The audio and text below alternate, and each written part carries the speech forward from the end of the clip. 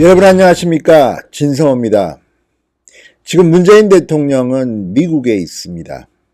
그런데 대통령이 청와대를 비운 동안 민주당에 반란이 일어난 걸까요? 아무튼 지금 묘한 일이 하나 벌어졌습니다. 조국 정국이라서 크게 보도는 되지 않았지만 정경련에 대한 이야기입니다. 문재인 대통령이 정경련을 패싱한다, 배제한다는 것은 다 아는 사실입니다. 왜? 박근혜 정부와 친했다는 이유 때문입니다. 그런데 문재인 대통령이 해외로 나간 사이에 민주당 의원들이 쿠데타를 일으켰을까요? 정경련을 방문했습니다. 그것도 민주당의 요청으로 정경련 당과의 만남이 이루어졌습니다. 어제 상당히 충격적인, 그렇지만 대한민국을 위해서는 중요한 이야기입니다. 진성호의 직설 시작합니다.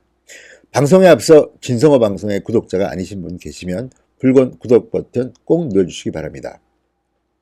자, 더불어민주당 의원들이 어제 전국경제인연합회를 찾아서 기업 관계자들과 경제 활성화 방안을 논의했습니다.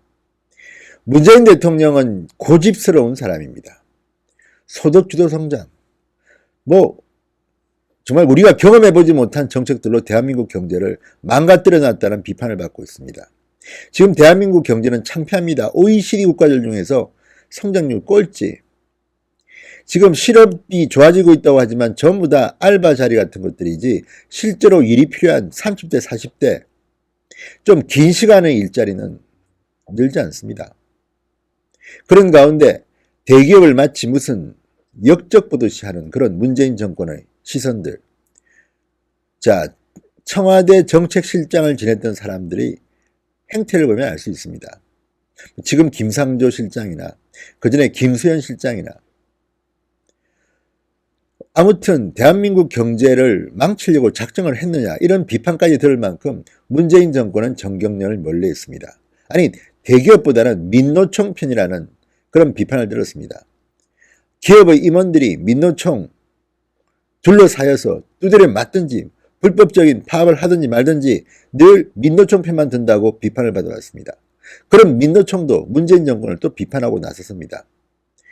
지금 이런 상황에서 대한민국 경제는 엉망이 되니까 이제 드디어 민주당 의원들도 이대로 있다가는 함께 죽겠다고 판단했는지 어제 이례적으로 정경련을 찾았습니다.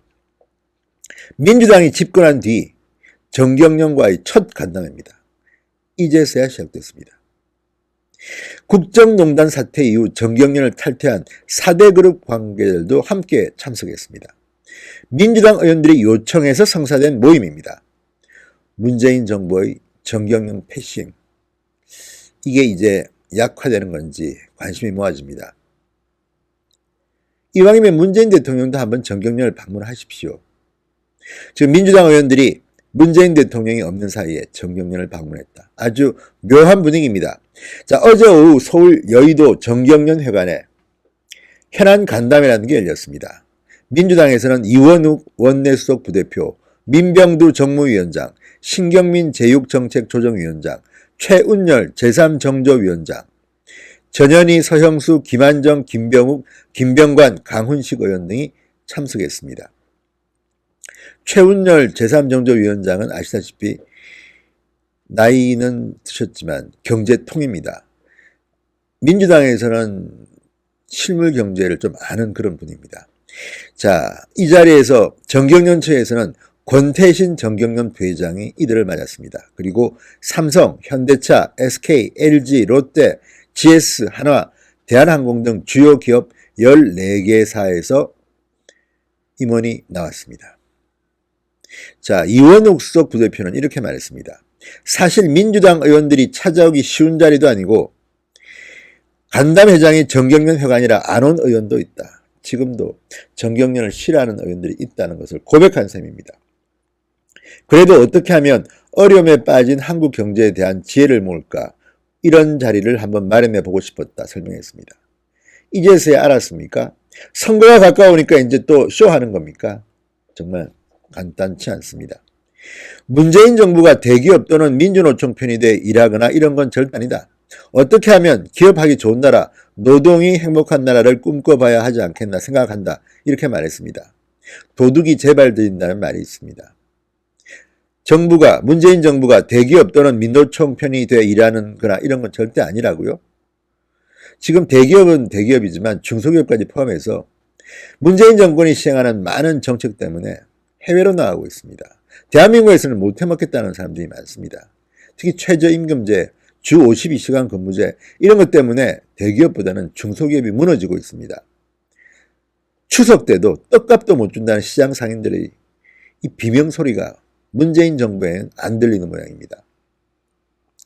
자, 권태신 부회장은 인사말에서 투자하고 일자리 만드는 주체인 기업이 신나게 다시 뛸 수 있도록 여건을 만들어 시장 활력을 풀어넣어야 한다.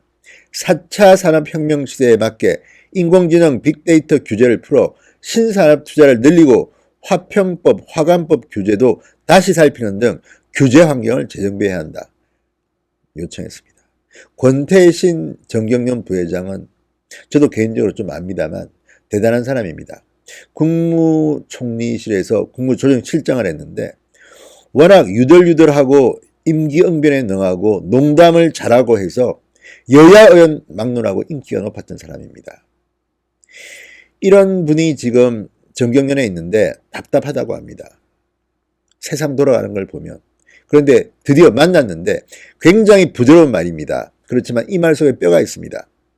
4차 산업혁명 시대에 맞게 인공지능, 빅데이터 규제를 풀어야 되는데 지금 뭐 하는 겁니까? 문재인 정권은. 그리고 화평법, 화관법. 이번 한일 경제 갈등이 터지면서 알게 된 겁니다. 이 화평법, 화관법 등 규제 위주의 정책 때문에 대한민국에는 신산업 소재를 만들 수 있는 여건이 안 됩니다.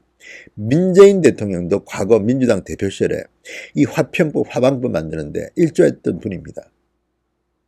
이런 규제 때문에 첨단 산업의 소재를 일본에 빼앗긴 겁니다. 일본은 왜 이런 법이 없겠습니까? 이제서야 한일 갈등이 생기니까 여기에 대해서 민주당이나 정의당도 이야기하기 시작했고 권태신 부회장은 아주 점잖게 아픈 데를 지금 때린 겁니다. 자, 여기 나온 삼성전자의 주원기 부사장. 글로벌 경제 환경이 매우 어렵지만 아무런 위기가 와도 정부와 기업이 합심해서 극복할 수 있으리라 생각한다. 기업인들이 현장에서 경영에 전념할 수 있도록 지원해달라. 이 말은 바꿔 말하면 경영인들이 좀 전념할 수 있게 정치권이 좀 조용히 해달라는 말로 들립니다. 자, 이날 간담회는 민주당의 이수석 부대표가 한 달 전에 한국경제연구원을 방문한 자리에서 민주당 의원들과 대기업 간 간담회를 정경련 측에 요청해서 마련됐다고 합니다. 늦게나마 저는 잘했다고 봅니다. 민주당 의원들도 물론 총선을 앞두고 뭐 나름대로 이유가 있겠죠. 그렇지만 여기서 중요한 것은 문재인 대통령의 정경련 패싱이 드디어 무너지기 시작했다는 겁니다. 여당 의원들이 문재인 정권 출범한 지 처음으로 정경련 회관을 찾았습니다. 이 의미를 어떻게 생각하십니까? 청와대에서는 기분 나빠할 수도 있습니다.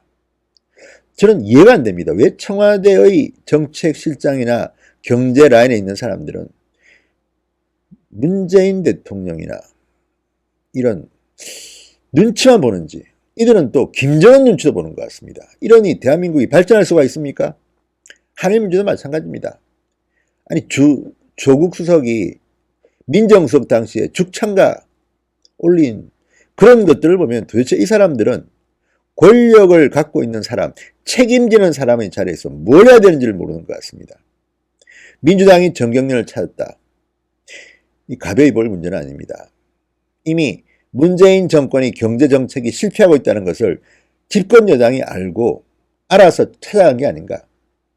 겉으로는 첫 방문이라고 동정기사처럼 나오지만 사실은 문재인 정권 경제정책의 실패, 거기에 대한 민주당의 반란일지도 모른다는 생각입니다. 신성호의 융단 폭격이었습니다. 여러분 감사합니다.